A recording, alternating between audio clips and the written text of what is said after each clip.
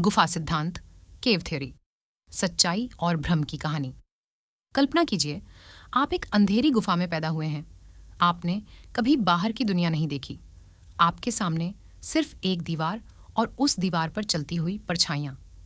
अब सवाल यह है, क्या वही परछाइयां पूरी सच्चाई है?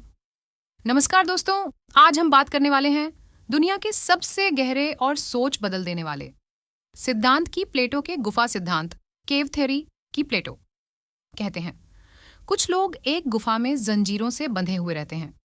उनके हाथ, पैर और गर्दन ऐसे बंधे हैं कि वे सिर्फ सामने की दीवार देख सकते हैं।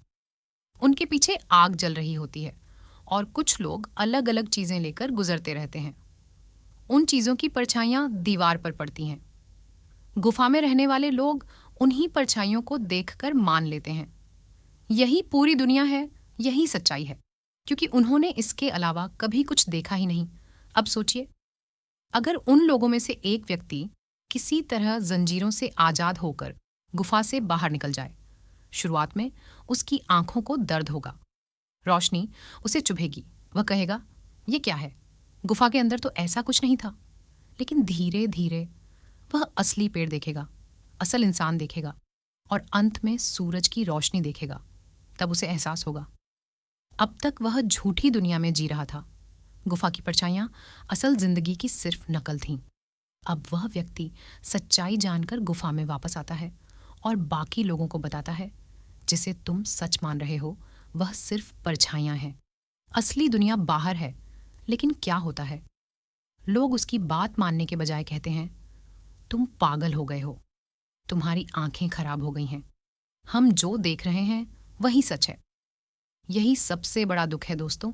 सच बताने वाला ही सबसे पहले नकारा जाता है।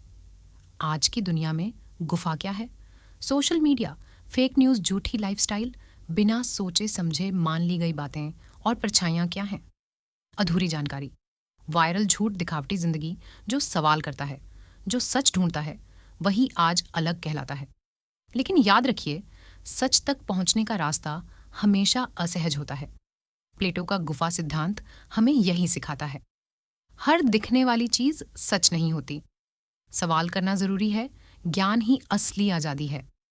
अब सवाल आपसे है, क्या आप गुफा में रहना चाहेंगे या सच की रोशनी में बाहर निकलना?